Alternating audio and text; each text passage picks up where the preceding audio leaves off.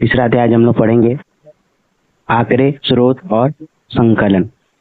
इसमें हम लोग पढ़ेंगे कि जो भी हम भूमि का किसी भी देश, राज्य या जिले या गांव, किसी भी क्षेत्रों का जब हम लोग परीक्षण करते हैं, सर्वे करते हैं, तो उस दौरान में जो भी हमारे पास आंकड़े आते हैं, डाटा आता है, तो वो आंकड़े जो है उसका हम लोग संकलन कैसे करते हैं या उन आंकड़ों को हम किस प्रकार से व्यवस्थित करते हैं टॉपिक वाइज, हम इसके बारे में। लेकिन उससे पहले ये समझेंगे ये आंकड़े हैं क्या, आंकड़ों के प्रकार की बात करेंगे, आंकड़ों की महत्वों की बात करेंगे, ताकि ये समझ सके कि आखिर जिस चीज को हम पढ़ने जा रहे हैं वो है क्या। क्योंकि ये इसलिए भी है क्योंकि ये कई बार क्वेश्चन आंसर में पूछे जाते हैं, प्रश्न उत्तर में भी, आपके एग्जाम जब होते हैं प्रैक्टिकल के, तो उसमें पूछे जाते हैं आंकड़े क्या है, आंकड़े के प्रकारों के बारे में आपसे पूछा जाएगा। तो ये सब कुछ सवाल आपसे पूछे जाते हैं। तो आइए शुरू करते हैं। आंकड़े किसी भी ऐसी संख्यात्मक सूचना को आंकड़ा कहा जाता है जो किसी क्षेत्रीय वितरण की जानकारी देते हैं।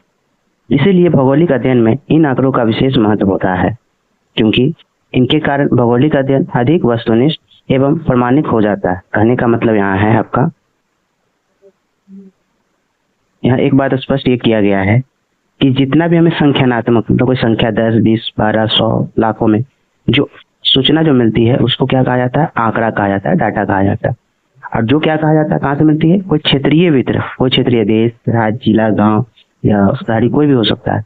इसमें हम लोग क्या करते हैं, भौगोलिक अध्ययन में जो भी हम किसी चीज का जानकारी प्राप्त करते हैं उसमें आंकड़ा का बहुत बड़ा योगदान होता है। क्योंकि जब आंकड़े के बारे में हमें पता रहता है किसी क्षेत्र, राज्य, देश के बारे में, तो उससे हम ऑब्जेक्टिव बना सकते हैं। जैसे आपसे पूछा जा सकता है, एक सर्वे हो रहा है जैसे जनगणना का, कि 2027 जनगणना के अनुसार भारत की जनसंख्या कितना है, कौन सबसे बड़ा, शिक्षित में, साक्षरता में, जन्म दर में कौन सबसे, तो ये डाटा के अनुसार आपको बताया जा सकता है। हाँ, ये ज्यादा पहला नंबर पे, ये दूसरा नंबर पे।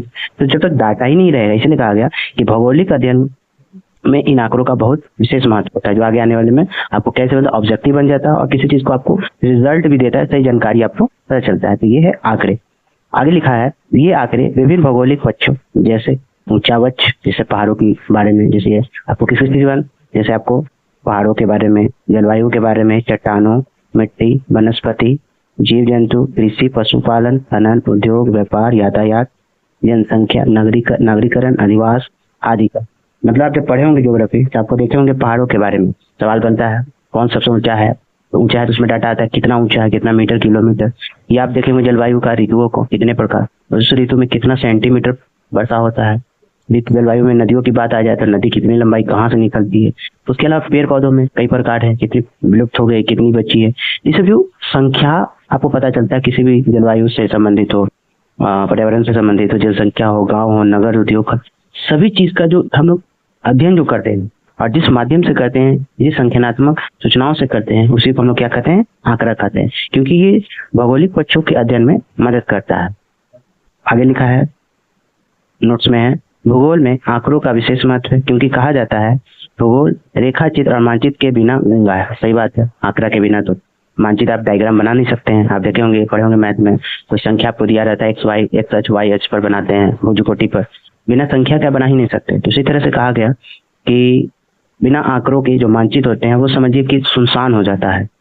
रेखा चित्र और मानचित्र भौगोलिक अध्ययनों को पूर्णता प्रदान करता है। मतलब जो आप मानचित्र बनाते हैं, ठीक है, जो रेखा चित्र होता है और जो ग्राफ बनाते हैं, तो ये भौगोलिक अध्ययन का एक महत्वपूर्ण हिस्सा होता है और विभिन्न बातों के विश्लेषण में सहायता करते हैं। इसी कारण आंकड़े जो है भूगोल को अभिज्ञान की श्रेणी में रखा गया है। इससे कई सारी जानकारी होती है और कई सारे डायग्राम आपको बनते हैं, जिसमें समोच्च रेखा के बारे में पढ़े होंगे, जो जिसमें बताया जाता है ऊंचाइयों के बारे में, या उसके अलावा कई ऐसे आप लोग दूरी भी पढ़े होंगे, एक डायग्राम के माध्यम से बताया जाता है कि दो क्षेत्रों की दूरी कितनी है। तो ये सब मानचित्रों के माध्यम से हमें बताया जाता है।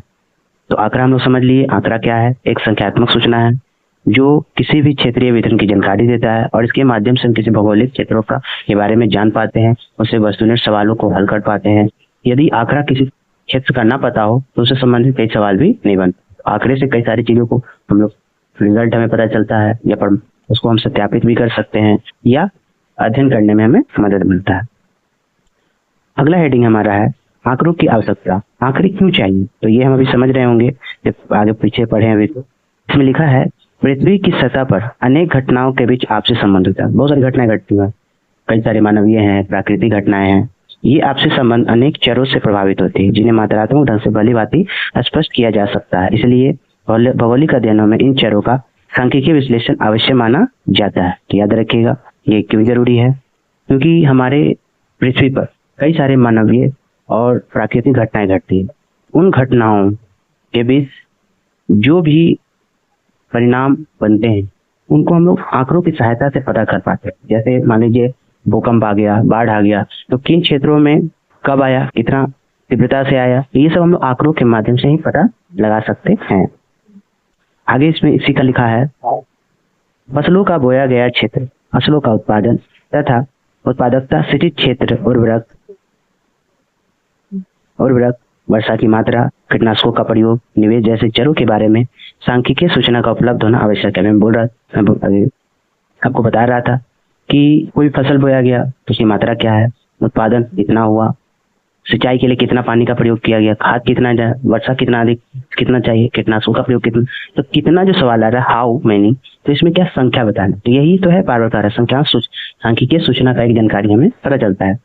इसी प्रकार किसी प्रदेश के कोई भी नगर हो सकता है, लिखा है नगर के विकास के लिए, जैसे आप नगर के बारे में आप जानिए, संख्यात्मक सूचना क्या आपको मिला, पहला तो आपको जनसंख्या कितना है, घनत्व कितना है किलोमीटर में, वहां रहने वाले लोगों की संख्या क्या है, कौन कितने लोग किस व्यवसाय में हैं, उनका वेतन क्या है, किस उद्योग में है, कितने उद्योग वहां है, कितनी गाड़ियां हैं, कितनी सड़कें बनी हैं, ये लोग के आपस में जो संचार होते हैं, जैसे मोबाइल सेवा हो गया, उसके अलावा मोबाइल सेवा के अलावा अब आ सकते हैं समाचार हो गया, टेलीविजन हो गया, तो ये सब कई माध्यम है जिसके माध्यम से हम लोग आंकड़ों, मतलब इस चीजों के लिए हमें आंकड़ों की आवश्यकता। अब हम लोग देखेंगे आंकड़ों के स्रोत। विभिन्न माध्यमों से एकत्र की गई सूचनाओं एवं आंकड़ों को दो वर्गों में रखा जा सकता है, जिसमें पहला है प्राथमिक आंकड़ा के स्रोत और दूसरा है द्वितीय आंकड़ों के स्रोत। याद रखिएगा बच्चों, ये सवाल भी एग्जाम में पूछा गया है कि प्राथमिक आंकड़ा और द्वितीय आंकड़ा में क्या अंतर है, या कभी कभी प्राथमिक आंकड़ा की जो विधियां होती हैं, जैसे नीचे जो दिया है व्यक्तिगत परीक्षण, साक्षात्कार, प्रश्नावली या अनुसूची, तो कभी कभी आपसे प्राथमिक आंकड़े और द्वितीय आंकड़ों के विधियों से संबंधित सवाल भी आपसे पूछे जा सकते हैं। तो देखते हैं इसे। प्राथमिक आंकड़ों के स्रोत। प्राथमिक आंकड़े वे आंकड़े होते हैं जिन्हें किसी शोधकर्ता द्वारा स्वयं मतलब खुद या संस्था द्वारा एकत्र किए जाते हैं। इन्हें स्वयं पूछकर या प्रश्नावली बनाकर एकत्र की जाती है।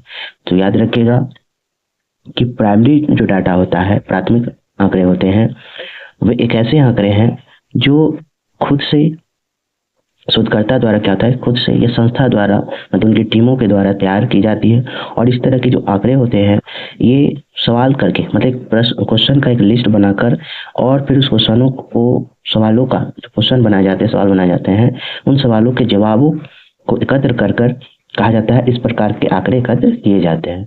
इन्हें प्राप्त करने के कई विधियां हैं। जैसे पहला आपका इसमें दिया है व्यक्तिगत प्रेक्षण।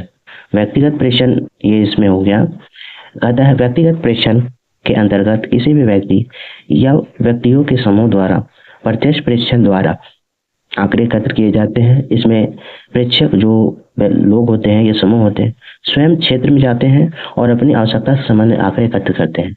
प्राथमिक आंकड़ों में पहला विधि व्यक्तिगत प्रेक्षण है, जिसमें व्यक्ति खुद किसी भी एक अपना चुना हुआ क्षेत्र में जाता है और जो सवाल बनाए हुए रहते हैं उन सवालों को उन क्षेत्रों में जाकर पूछता है, और जो सवाल पूछने के बाद जवाब मिलते हैं उन्हें वो एकत्र करते जाते हैं, जो बाद में कहा जाता है प्राथमिक आंकड़ों के लिए बहुत ही सहयोगी होता है, जिसे कई तरह की जानकारियां मिलती हैं। ठीक है, कोई संख्या के रूप में हो सकती है, कोई विशेष व्यक्तिगत जानकारी प्राप्त हो सकती है। तो ये पहली विधि होगी व्यक्तिगत प्रेक्षण, मतलब व्यक्ति किसी क्षेत्र में जाकर सवालों का जवाब ढूंढता है और आंकड़े एकत्र करता है। दूसरा हो गया साक्षात्कार। साक्षात्कार कहा जाता है मतलब पढ़ा लिखा की बात हो रही है। साक्षात्कार के अंतर्गत व्यक्ति या समूह अध्ययन के कुछ व्यक्तियों से संपर्क बनाता है और उनमें बातचीत के द्वारा सूचनाएं प्राप्त करता है। यह ध्यान रखना चाहिए, उत्तर देने वाला व्यक्ति गंभीर तथा क्षेत्र की जानकारी के प्रति जागरूक हो, तभी उसे सही एवं प्रामाणिक सूचनाएं मिलेगी। परीक्षक को अपने उद्देश्य के विषय में भी व्यक्ति को सही जानकारी देनी चाहिए, ताकि वह गंभीरता से परीक्षक के प्रश्नों का उत्तर दे सके।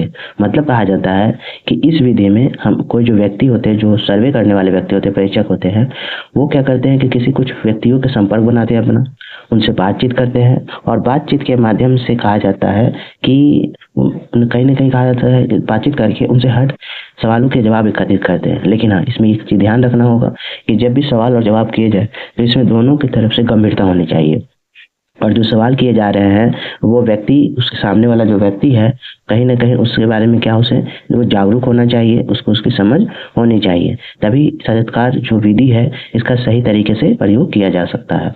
तो ये प्राथमिक में 2 विधियां हो गई। अब हम लोग तीसरी विधियों का पढ़ेंगे। तीसरा विधि हमारा हो गया प्रश्नावली। प्रश्नावली के अंतर्गत अध्ययन क्षेत्र से संबंधित जानकारी प्राप्त करने के लिए एक प्रश्नावली तैयार की जाती है और क्षेत्र के जागरूक एवं गंभीर व्यक्तियों के पास भेजा जाता है। इनके उत्तरों से प्राप्त निष्कर्ष से प्राथमिक आंकड़े तैयार किए जाते हैं। तो क्या कहा गया कि जो प्रश्नावली विधि होती है, इसका एक लिस्ट तैयार करके इसके अंतर्गत जागरूक और जो गंभीर व्यक्ति होते हैं उनके पास भेजा जाता है, और उनका जब जो जवाब आता है उससे प्राथमिक आंकड़े तैयार किए जाते हैं। चौथा विधि है आपका अनुसूची विधि। अनुसूची विधि कहा गया, ये मतलब कहा जाता है प्रश्नावली की भांति ही होती है। ये भी एक प्रश्नों का एक लिस्ट होता है, किंतु इसमें परीक्षक उत्तर स्वयं भरता है। मतलब याद रखिएगा, इसमें जो क्वेश्चन बनाए जाते हैं इसका जवाब जो परीक्षक सर्वे करता है खुद भरता है, जबकि प्रश्नावली में उत्तर देने वाला ही उत्तर भरता है।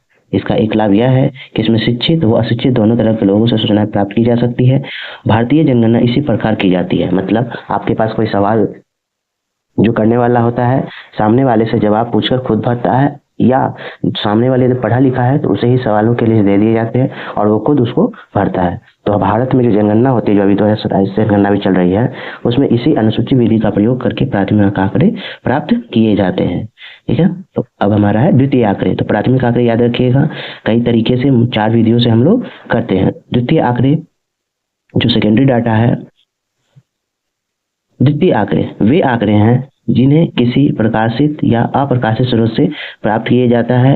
इन्हें क्षेत्र में जाकर एकत्र नहीं किया जाता, बल्कि पहले से प्राप्त आंकड़ों से अपनी आवश्यकताओं के आंकड़ों को एकत्र किया जाता है। इसलिए इन्हें द्वितीयक आंकड़े कहते हैं। मतलब कहा जाता है ये जो आंकड़े हैं पहले से तैयार आंकड़ों को, मतलब ये एकत्र नहीं किया जाता, बल्कि पहले से तैयार जो डाटा पहले है उन्हीं आंकड़ों से कहा जाता है अपनी जरूरत, जो जरूरी डाटा रहता है उसको उसमें से निकाल करके एकत्र करके तैयार किया जाता है, और इसीलिए इन्हें द्वितीय आंकड़े कहा जाता है। अब इसकी जो द्वितीय आंकड़ों की जो स्रोत होता है, मतलब ये कहाँ रहता है कि तैयार कर लिया जाता है। तो पहला हो गया प्रकाशित स्रोत होता है, जैसे कहीं भी पहले प्रकाशित हुआ, जैसे अखबारों के माध्यम से या बुकों के माध्यम से, मतलब कई रिपोर्ट तैयार होते हैं जो अलग अलग संगठनों के द्वारा किए जाते हैं। तो पहला हो गया प्रकाशित स्रोत हो गए। प्रकाशित स्रोत में कहता है क्या है, तो ये सवाल भी आया हुआ है आपके एग्जाम में, पेपर का जो एग्जाम होते हैं, प्रकाशित या अप्रकाशित स्रोत क्या होते हैं। ठीक है, केंद्र तथा राज्यों के मंत्रालय एवं विभाग तथा जिलों से प्राप्त सूचनाओं के साधन। मतलब अभी मैंने बोला कि इस केंद्र सरकार, राज्य सरकार के जो मंत्रालय विभाग से जो चिट्ठी निकलती है, जो सूचनाएं निकलती हैं, उनके माध्यम से भी ये एक द्वितीयक स्रोत के माध्यम है। दूसरा, नगर निगम, जिला परिषद से जो प्रकाशित रिपोर्ट वो भी हो गया, या कोई भी संस्कृति संगठन है, वैज्ञानिक संगठन है, या विश्व स्वास्थ्य संगठन, कृषि परिषद से जो भी रिपोर्ट प्रकाशित होते हैं वो सब इसमें शामिल किए जाते हैं प्रकाशित स्रोत में। साथ में इसमें भी बताया साप्ताहिक जो पेपर हैं, समाचार पत्र हो गए, ये सब इसमें शामिल होते हैं। यहाँ तक कि कहा गया जो इंटरनेट भी होता है, इंटरनेट में जो गूगल हो गया से जो सारी जानकारियाँ निकलती हैं वो सभी इसमें प्रकाशित है। जो प्रकाशित का मतलब जो कहीं न कहीं रिलीज किया गया, और दूसरा है अप्रकाशित स्रोत। गांव के पटवारी द्वारा तैयार किया गया राजस्व लेखा, मतलब जो अप्रकाशित स्रोत होते हैं, जो प्रकाशित नहीं होते, कहीं डाटा मतलब रजिस्टर में मतलब नोटेड रहते हैं, जैसे जितना कंपनी हो गई, राजनीति, राज्य संगठन द्वारा जो अप्रकाशित रिकॉर्ड का पार्ट होता है, उससे भी कहीं न कहीं द्वितीय आंकड़े तैयार किए जा सकते हैं। अगला है आंकड़ों का संग्रहण। ठीक है, आंकड़ों का संग्रहण। आंकड़ों के विश्लेषण के लिए आंकड़ों का एकत्रीकरण होना आवश्यक होता है। सही बात है, किसी डाटा को आपको समझना तो पहले तो उसे जमा होना जरूरी है। ध्यान देने की बात है कि आंकड़े जितनी त्रुटि रहित होगी, मतलब जितनी कम गलतियां होंगी उसमें, परिणाम उतने अच्छे ही हो। इसलिए इस कार्य को बड़ी सावधानी से करने चाहिए।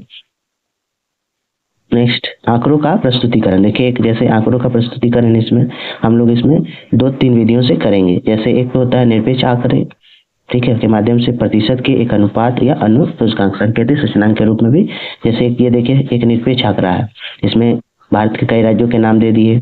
कुल जनसंख्या की बात यदि किया जाए तो इसमें 2 चीज, एक तो इसमें दिया व्यक्ति टोटल कितने, व्यक्ति मतलब स्त्री महिला पुरुष, स्त्री और पुरुष दोनों, महिला दोनों। लेकिन इसके बाद क्या है, इसमें कुल के साथ साथ इसमें डाटा अलग कर दिया कि पुरुष का कितना है, महिला का। जैसे पहला इसमें देखिए, पंजाब की बात किया जाए तो भारत में टोटल क्या है, यहाँ लिखा हुआ है, कितना लिखा हुआ है इसमें 121 करोड़ 5,69,563, जिसमें 63 करोड़ दिया है पुरुष और 58 करोड़ महिलाएं हैं। पंजाब की बात करें तो 2 करोड़ इसमें टोटल है, जिसमें 1 करोड़ पुरुष और 1 करोड़ महिलाएं हैं दी हुई है। हरियाणा में 2 करोड़ है टोटल, जिसमें 1 करोड़ पुरुष 1 करोड़ महिलाएं हैं। राजस्थान में 6 करोड़ टोटल है, कुल है, और पुरुषों की संख्या 3 करोड़ और महिला की संख्या 3 करोड़ है। दिल्ली में 1 करोड़, जिसमें 89 लाख पुरुष हैं और 78 लाख महिलाएं हैं। उत्तर प्रदेश की बात करें 19 करोड़, जिसमें 10 करोड़ पुरुष 9 करोड़ महिलाएं हैं।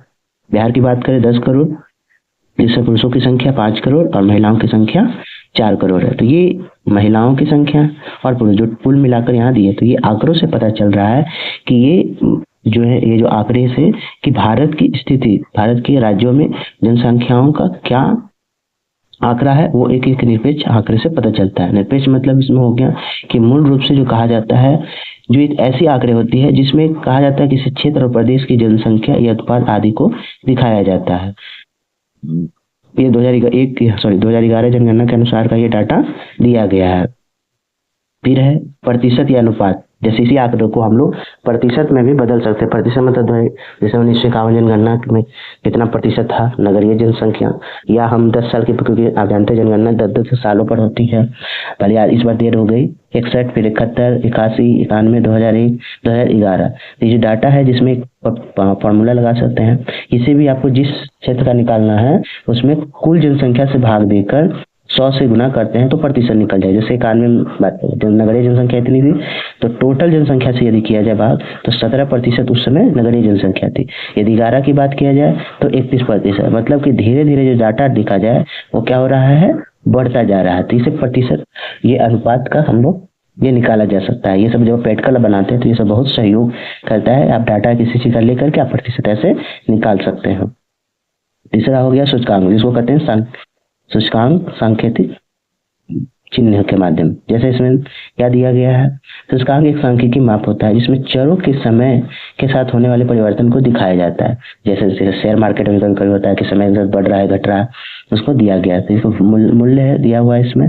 जैसे देखिए इसमें क्या लिखा है, जैसे वर्तमान वर्ष के उत्पाद का योग और आधार वर्ष के उत्पाद का योग, और इसको 100 से गुना कर देंगे तो सूचकांक निकल। जैसे 50 से 51 के बीच में कितना उत्पाद था, टन में दिया 323 लाख टन, ठीक है। इसका सूचकांक यहाँ देखिए गलत है सूचकांक, ठीक है। सूचकांक परिकलन की बात किया जाए तो उस समय निकाला जाए तो 51 पे, तो कितना 323 की बात किया गया, तो इसको 323 में भाग देकर 100%।